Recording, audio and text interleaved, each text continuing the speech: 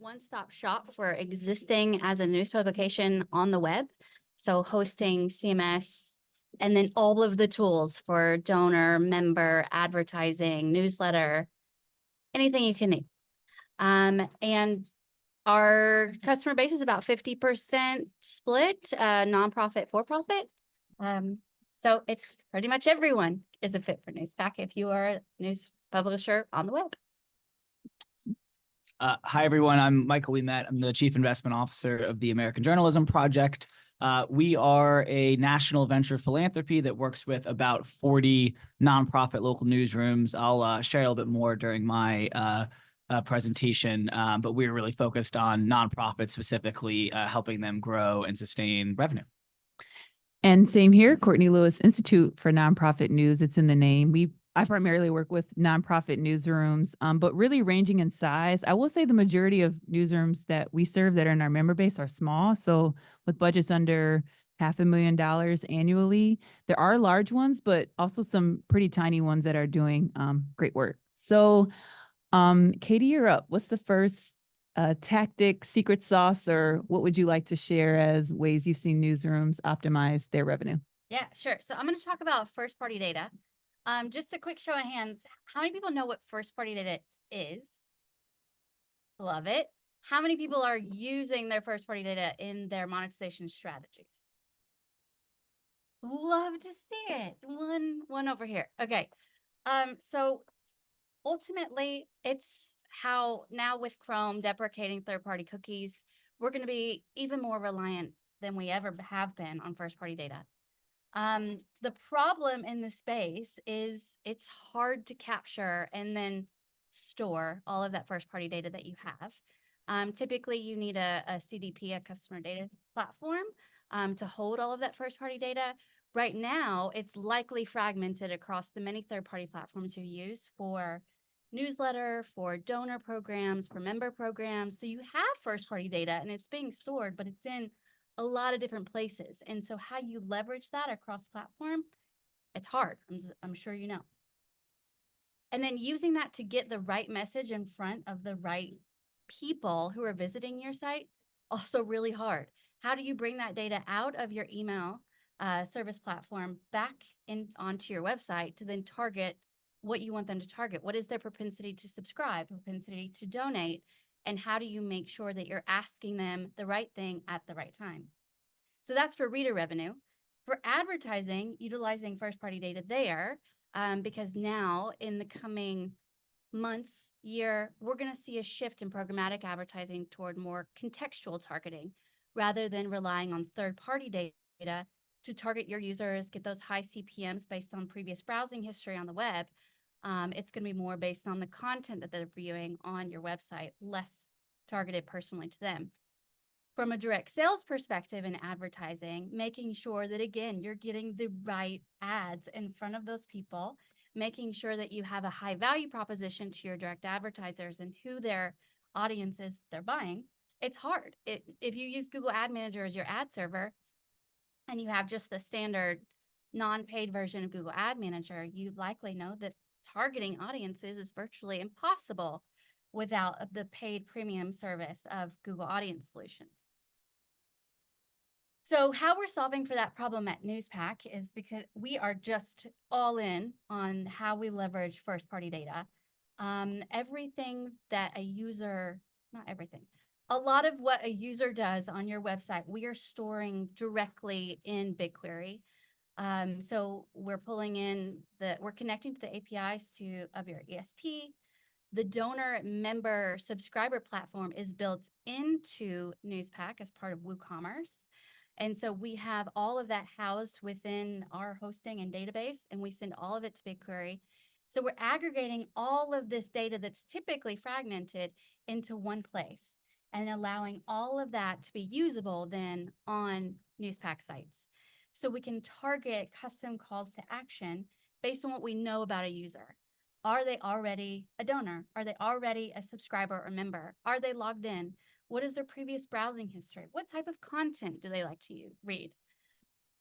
And using that to then determine what do we want to show them. If they're already a donor, Do we want to show them a standard donor message, or do we want to show them, hey, maybe let's increase our giving, our annual giving? If they're already a member, promoting the next event you have coming up, if that's a membership perk, making sure that those messages are highly targeted so that you're not just sending notes into the void and hoping it's catching these people, right? And then we're also passing shared data to our customer relationship management platform that we've built with Bluelina, so that you can target all of your email messages and specific customer messaging of the people who are already your most engaged readers. From an advertising perspective, we're doing the same thing. So we have a very tight integration with Google Ad Manager because it's the ad server used across 99% of the web who runs advertising. So all of those customer segments for who's a donor, who's a member, who's a subscriber, who's never registered, all of that information is going to be available in the ad server, so that when you're going and trying to sell direct ads, you can say, hey, for this CPM, you're able to hit our highest valued readers. For this type of CPM, we're going to target specific content and have those really high value ad products in your toolbox because of the value and depth that it holds of who it's ultimately going to reach. And then at the end of that, first party data is then having data on how the success of hitting that first party data is. So we want to make sure that all of that data is very readily accessible. How has the success been of hitting those specific messages to your donors worked? Is the segment too small? Do we need to figure out how to expand segments to become more engaged with? So having all of that analysis after the fact is equally important as having the data to then access for those custom messages. So I talked really quickly, so that was quick. But yeah, I'm going to pass it to Myself. Courtney, and then we'll circle back for questions in just a bit. Yeah, just reminding folks and folks that are on the Zoom that you can think of your questions. We'll be open for Q&A. If you're on the Zoom, drop them in chat. We've got folks here that will vocalize them for you for us to answer here in a bit. So you talked about first party data and how it powers the programmatic, potentially the programmatic side of sales. And that's kind of a good tee up for where I'm going. Lessons learned from nonprofit news. So one of the things that we've seen in the nonprofit news sector, particularly amongst newsrooms that are local, is that they have sort of an outsized share of earned revenue still compared to nonprofits that, you know, cover a statewide audience or cover the nation or the globe. So earned revenue, advertising, sponsorship still plays a relevant role for local news. And the other reason why I wanted to focus on that is because I imagine there's for-profit in the room as well, where earned revenue still is a driving force for your revenue. So the lesson or thing that I would like to share happening in the nonprofit news sector more and more frequently is this idea of sponsored content.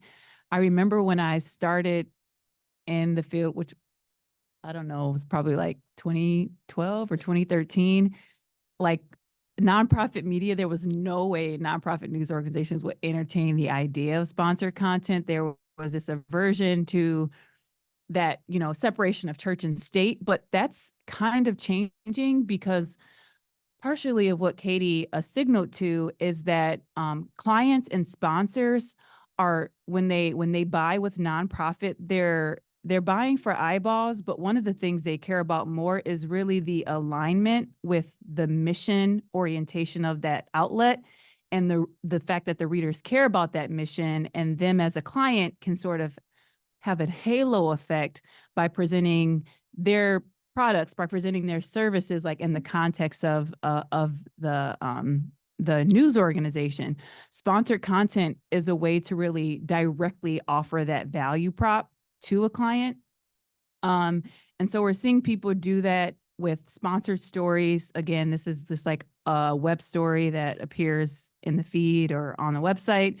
But interesting, also another version of it is in your newsletter. Here's an example from Sahan Journal. It looks like a blurb with a click-through link. within the body of the newsletter.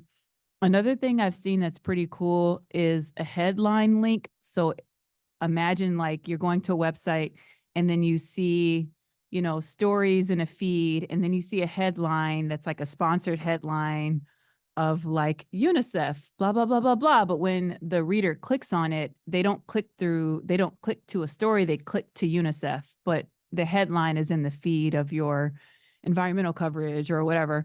And then obviously on social, people are creating social content, just like content creators, to promote their clients. Some of the, you know, lessons learned or tidbits of how newsrooms are doing this in the nonprofit news sector. One, policies, procedures is incredibly important. Some of the things that are pretty standard are marking the content, obviously, as sponsored or as paid.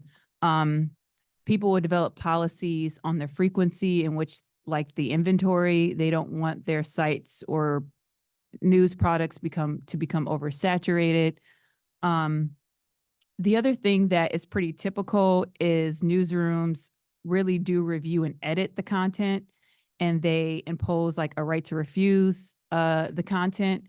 I've seen the editing generally happen by someone, like by an editor who is on the news team. And in some cases, they're editing for tone. In other cases, though, I've heard newsroom actually still fact check and still like rigorously, particularly the stories that appear on the website, they still will rigorously edit the piece. The thing that is really important to emphasize when you sell, and also to your readers being transparent about your policies, is that you do maintain that right to refuse. That if the client and you can't come to agreement on a fact or like how the information should be presented, that there's you're being transparent with the client that you have the right to just reject the sale or reject the piece altogether. Who's writing these pieces? Not reporters. Generally, people will hire freelancers, or their quote marketing. They have marketing teams that write the pieces. I think that separation and firewall is still incredibly important to maintain. This can be funded. Sometimes it's like an additional premium service charge to the client, like another $350 or $400, because you're like hiring our marketing team to like create this piece with you. Other times people will just embed it in the pricing structure. And in some cases, people do allow the client to write the piece, but again, it goes through the rigorous editing process. And lastly, I think the thing that's really cool about sponsored content is that you can bundle it. So for example, folks will say, you know, we'll publish the piece on our website, but you could create a package where they also get the blurb in the newsletter, and they also get the social post, or they also get just display ads as a way to sort of bolster and do some like consultative selling with the client. So I would be remiss not to talk about some form of philanthropic revenue. So I'm going to just be like super, super quick with this one, which is another trend we see in the nonprofit news sector is individual giving, particularly in local. It is a smaller share than you might see with other larger or national news organizations, but it's still growing pretty quickly. But I just feel like there's like a hidden group of people that like no one is paying attention to, which I call the mid-level donors. So a lot of people spend a lot of time getting that first time donation of $10 a month, or that first one-time $100 gift. And then, or they spend a lot of time on the complete other end of the spectrum getting that big $25,000 gift. But there are people in the middle giving between $1,000 and $500 that are really untapped and like kind of easy to cultivate. We're talking about like someone who can give you $50 a month probably has the capacity to give you $100 a month. So work that can be done there. I'll be really quick to pass the mic. Moves management and retention, like retaining your donors, doing campaigns that are literally dedicated to like increase your gift by $25. other thing we've seen is create a leadership circle. Like, if you, if you give over $1,000, you become part of this special club where you get to meet our reporters and we do an event. Low cost donor cultivation events are also great ways to get people to maybe increase their giving within the same year. And then the great thing about that is as you move people up the ladder, you're able to better understand and screen for their interest, screen for things that they care about, and see if they have the potential to even be that major donor over time. But they kind of don't require the same level of resources as your major donors, but it's a great sort of way to transition your small dollar donors into a bigger supporter of your work. Okay. With that said, I'm passing it on to Michael. Thank you so much. So I as fellow community members in the local news and news family, I'm going to start by leveling with you all. So I mentioned to Courtney that I thought this panel was about revenue diversification, not revenue optimization. Courtney's feedback to that was the way to optimize your revenue is to diversify your revenue. So we're just going to go for it. So just a little bit about the American Journalism Project by way of introduction. So we have 46 grantees across the country that are really diverse in every way, in particular for the subject of this workshop in revenue model. So in general, they're pursuing a strategy of audience memberships. Oh, sorry. Thank you. Of audience memberships, earned revenue, major giving, and foundation grants. So I would say, real mixture across those four. And I'll talk about a couple of examples. All told, there's about $85 million of annual revenue that supports 575 journalists across the logos that you see here. In general, kind of our overall approach to our program is that we are grant makers that make investments typically of about $1 million over 3 years to fund revenue generating roles that can help organizations diversify their revenue. So kind of our operating principle is that if philanthropy is able to help organizations make investments in the personnel that builds diversified revenue streams, that over time, organizations that might be, all philanthropically funded start to have serious revenue streams across these bullets at the bottom of the screen. In our portfolio, which again are all INN members and nonprofits, certainly foundation grants still make up a little over half of the revenue that are going to these nonprofits, but we are seeing serious examples of excellence in the other three revenue streams that we focus on. So there are a lot of great examples here that really, I think, show a path to, if you invest early, have the right strategy, you can make $1 million or more across the other three revenue streams. And of course, we think that if you are able to do that, you're going to have a path to sustainability that's outsized. Two quick examples. Sahan Journal, which Courtney mentioned as an example. I think some of these numbers might seem inaccessible to smaller publications or newer publications, but I just think it's so cool what Mukhtar and his team have built, going, from such a low base, literally $300 in one revenue stream, fast forward years later, 800,000 almost between membership and advertising. And we have these two examples as well, Block Club Chicago and Cityside. And one kind of point on revenue diversification that I wanted to make too is that it is a messy road. I think people think, you want to have a fourth of your revenue in all these categories. Cityside actually pretty much does have that. That's the only one in the country that I've really seen like that. So don't be discouraged if that's not your pie. And I think actually Block Club is a really interesting example of that, where philanthropy actually was the last component that they built to their revenue streams. They started with a really high volume of audience memberships that really drove their growth, and then over time were able to add philanthropic grants and donations to the pie. So we've already gotten our 5-minute warning here, so I'm going to leave it there, but really excited to answer questions along with my colleagues here. Great. So this is open for Q&A, but I also feel like we can ask you questions because there are practitioners in the room. So does anybody have a question? If you do, where should they go? We've got a mic over there if you have questions, because folks are virtual.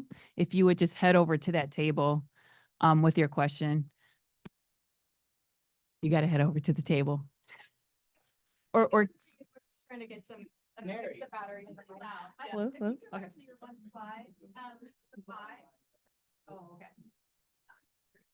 Hi, everybody. I'm Mary Walter Brown from the News Revenue Hub. Hey, I just wanted to make an observation. Cityside is a newsroom that we worked with a lot over the years. And I will say the amount of effort that you put into developing strategies around each of those slices of the pie is very relative to the success that each slice of that pie can actually provide. And so I think a lot of newsrooms that are skewing more towards foundation being the largest slice, they're spending a lot of time courting grants, right? But when they start to put the same amount of time and energy into developing a mission-driven advertising program or a membership program or a major gifts program, I do think you can see a more equitable and really diverse and balanced revenue model. In other words, nothing just happens. Right. Yeah, this isn't an accident. Yeah.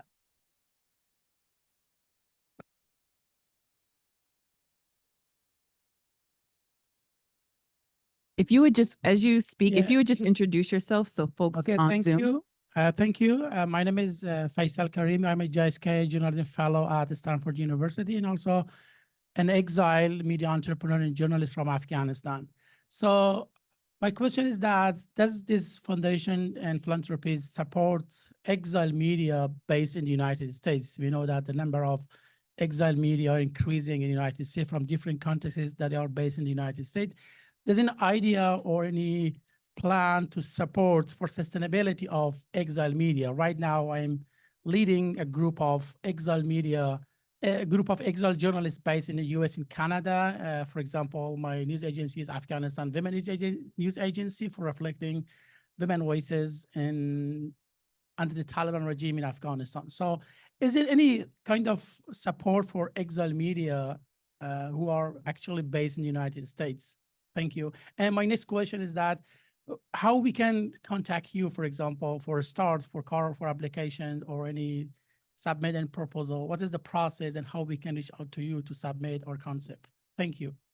So what I know, I do not know the specific answer as to which funders are funding exile journalists that are in the States, though I do know a lot of funders have global interests and care about. I think there was like a random fact, maybe a fact, I need to fact check it, but someone recently did share with me that there are a considerable amount of domestic, like US based funders that are, that fund journalism and fund media work globally, almost to the point where it's outsized in which how they're investing in like local media in the States, because they care about things like freedom of expression. They care about things like democracy in abroad. So I do know that there's definitely a funder appetite for journalism happening abroad, and the health and safety of journalists I know is a thing that a lot of US based funders care about. But I don't have a list of names for you. I think if anyone in the audience knows, I'd be happy to pass the mic to you.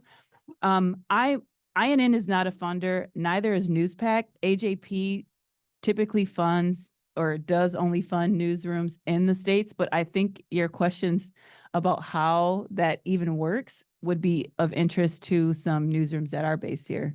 Michael, how do people get on your radar? Sure. And I would just say, maybe we could talk after. I have a couple ideas of US based foundations that fund media here and other things outside of the US. So maybe some of those would be interesting. The question was, How do people get on AJP's radar? Sure. So we have a submission form on our site. So if you are a nonprofit local newsroom, and by local we mean serving local audiences with coverage about their communities, you can go ahead and fill that out. We also, like I'm doing here, try to stay pretty active on the conference circuit, and from that are tracking about 100 nonprofit newsrooms across the country for the about 3 or 4 grants a year that we make. We do have a question from the Zoom chat. This is Sambit from India. I apologize if I mispronounced that, who says, I do hear a lot about foundations supporting local newsrooms. Do you think the foundations also can manipulate the independence of the editorial policies? I just wanted to understand how it is working in the USA. Yeah. So I would say it is very important that anyone who leads a nonprofit journalism organization is worried about this. The good news is that, at least in my 5 years doing this, I have never experienced that issue a single time. So I think kind of akin to the policies that Courtney mentioned with sponsored content, you have to have an equivalent set of policies that really make it clear that, you have editorial independence. So there is no, at scale issue, at least from my knowledge of, foundations or donors trying to meddle with coverage. But of course, any moneyed interest that is supporting journalism, has to be kept away from editorial.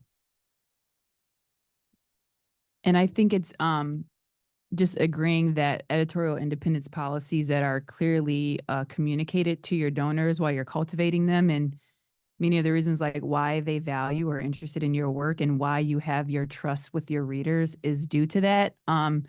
And also, I've heard newsrooms just say no. Like I've heard newsrooms, realize that there's a misalignment or an intent that they aren't comfortable with, and will walk away from conversations with funders because of it. We have a question up here in the front.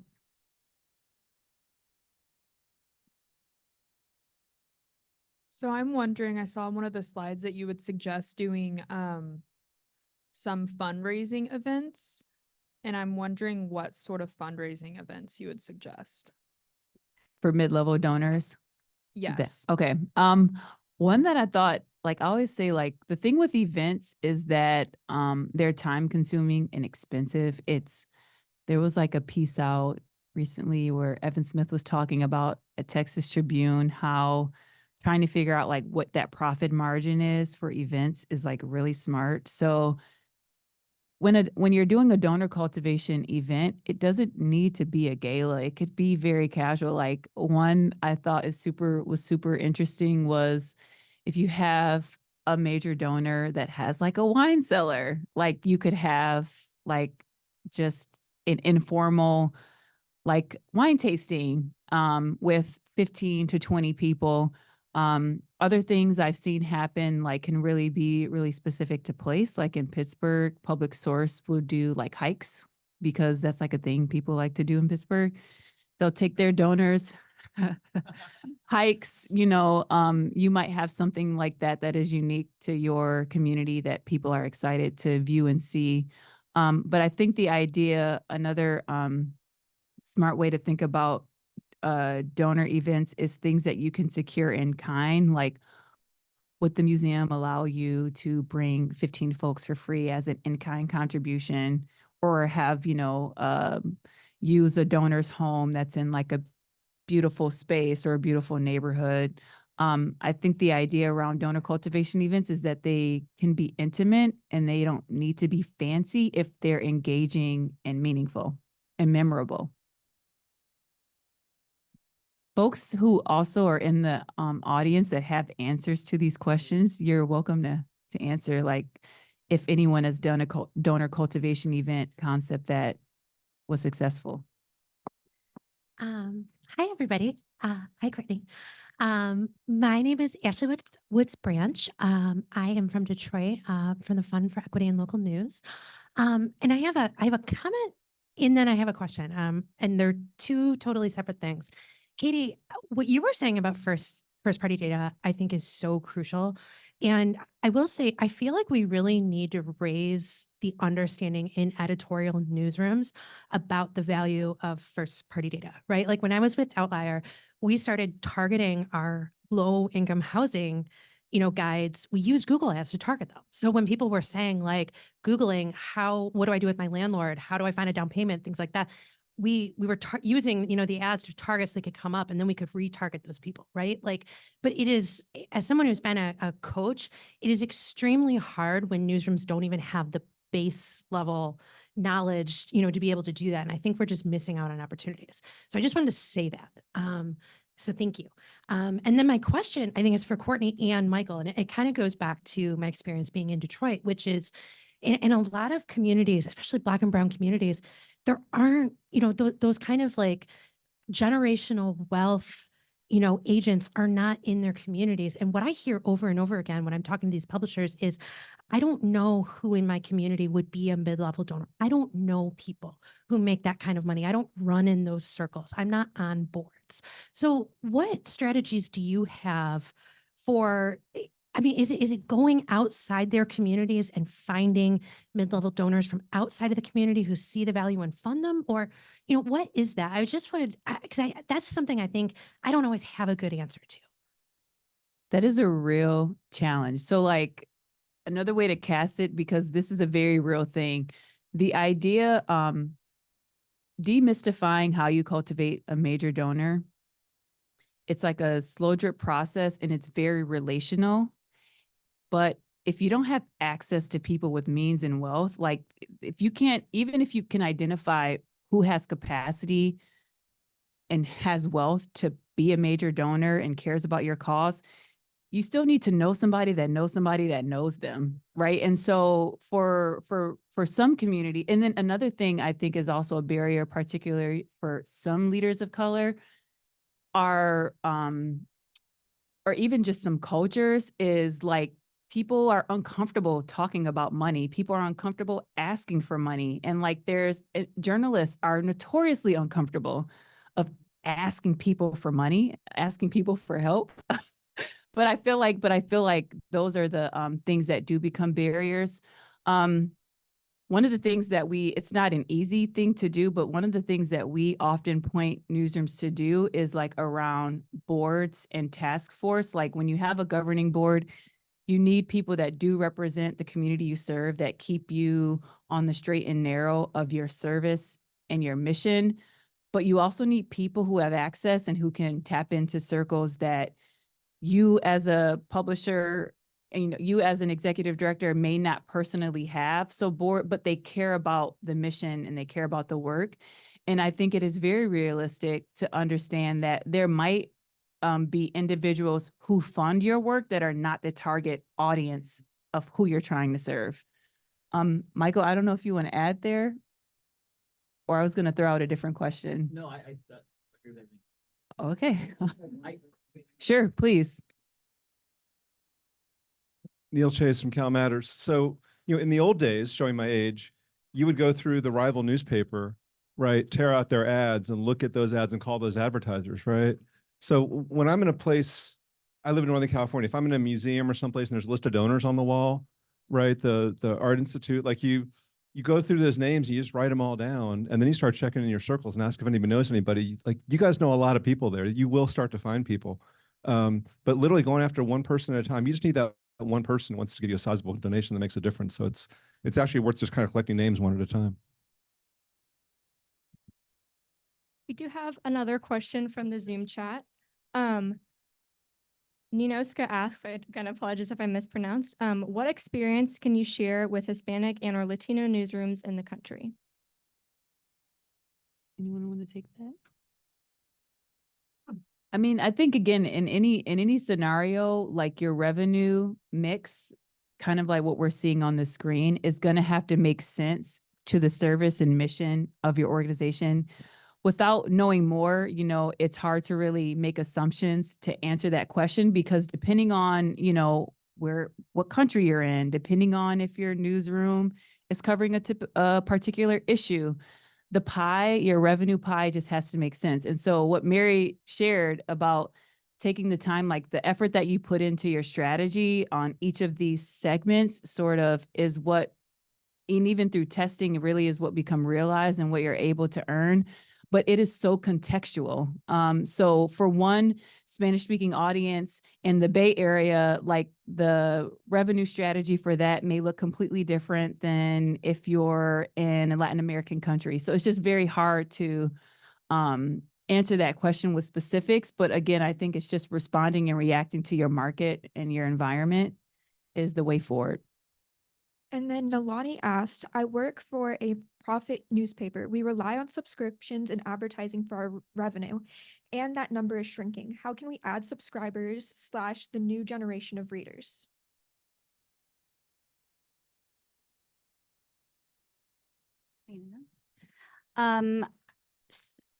When it comes to activating that top of the funnel audience, so people who aren't already as part of your user base, but are coming to your site for the first time, they're discovering you, knowing exactly when and how to message them. So recognizing that they're a first time visitor or they're a second time visitor, they're happy to come once a week now because they're stumbling across your content either via search or they found you to be a reputable source.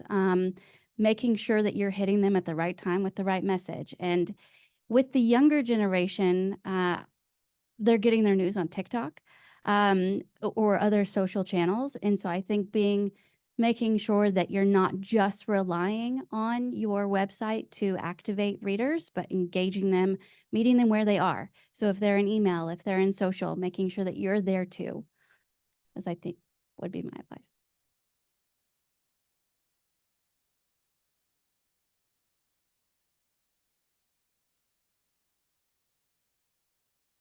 Hi, I'm Kevin Davis, and I run KLJD Consulting, and I used to work at INN. One thing that I talk about a lot with my local folks is how to market themselves. Too often we have news organizations that people believe, they work so hard and people must know us, but actually they don't. You ask 9 out of 10 people walking down the street who ProPublica is, they don't know, okay? So getting out, like leveraging existing organizations like Rotary Clubs, every place. Rotary Clubs are an amazing place for meeting mid-sized donors because they're generally business owners and retired people that have money to give to the community. Join the Chamber of Commerce. Get out there, make sure other businesses know what you're about, but actually be active and participate in your community and don't expect people just to find you because I think that's just not working. Thank you.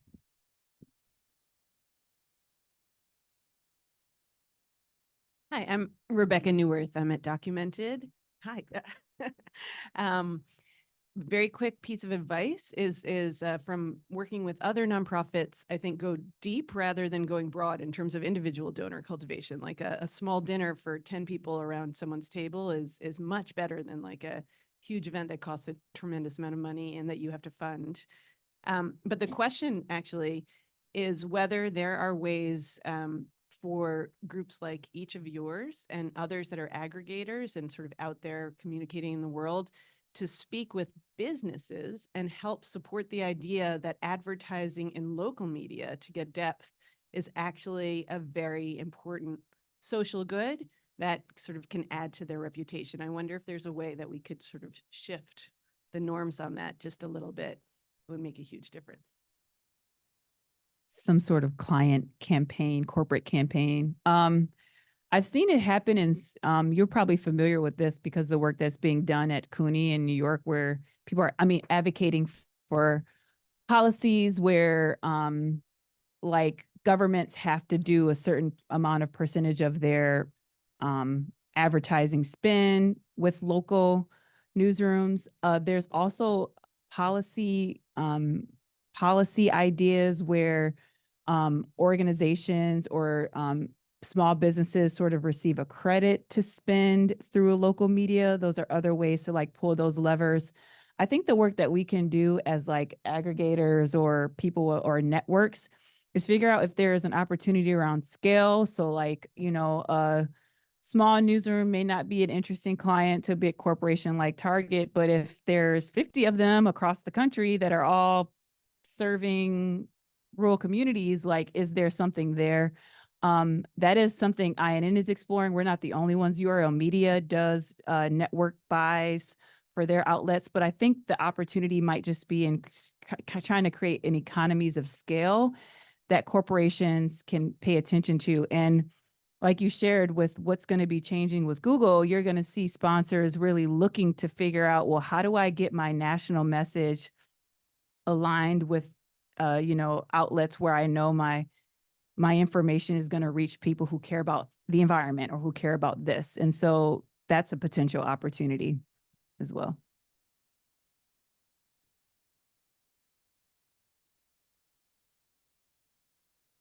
Hi, I'm Adriana Villarreal. I'm here from Houston, and actually, I'm representing the corporate side. And I'm glad that you made that reference, because I think there's a huge opportunity with a lot of corporations who have thousands of employees who are reading anything that they're in, that we're pushing out, and have even more customers who also, like in my corporation, we share that with them anytime that we're in a publication. But I think that there are a couple things that are a major barrier for that. One is the reliance on ads and all of the malware that is in there. Like we have, as one example, a lot of hospitals that we share our stories with, and all of their of spam filters block them. So they can't even visit the news sites because of all of the malware in the ads that are in there, because they're one of the highest targeted for cyber attacks because of all of their sensitive information. But I think that there's a huge opportunity, but I think you're absolutely right that if we could work together, it doesn't have to be an adversary thing where it's editorial versus sponsored content. It could be something that could work for both of you, because I think you, exactly like you said, a lot of times you have the same missions. It's not just that they're trying to promote their company, they're trying to promote a mission that you may share. Health in their community or. Oh, just one recommendation for the malware thing. If you have the IP address of that hospital, I would recommend only targeting direct sold ads to that, and then you wouldn't run into the malware thing, because it would prevent programmatic ads for it hitting viewers of that IP. That was like rocket science. Does anybody get that, or does it need to be explained? Okay, there are people in the room got it. We have time for maybe 2 more questions. And this is Or more, actually, why don't you all say them all at once? Because there's one up here. And then okay, Paris Brown, Baltimore Times Associate Publisher, and I've joined the Rebuild Local News Initiative. They're doing something in Maryland, and we are also working to affect policy because our state does not meet their goals, right? And so there are things happening on a city and state level, and the government spends $55 billion on advertising that a lot of local media does not see. we've got one. It's up to you. Can we take these 2? Okay.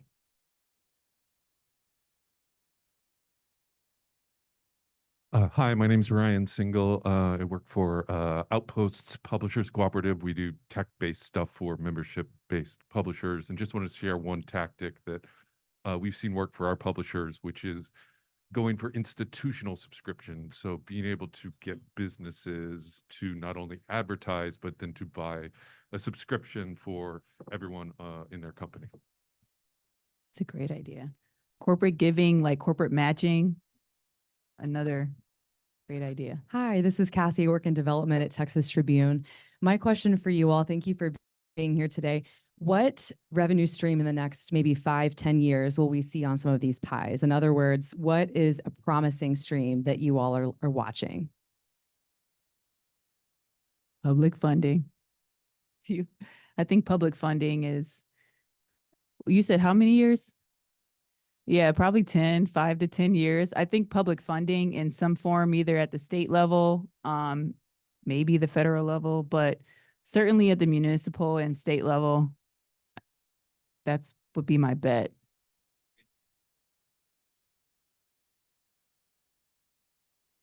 Are you good? Okay, one more question and then we'll wrap up.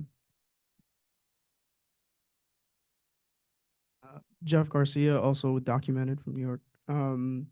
So I just wondered, when thinking about content sponsoring, what you've seen has really worked there. I know we're thinking about things around ads, like appending ads to either our newsletter or some of our resource guides materials.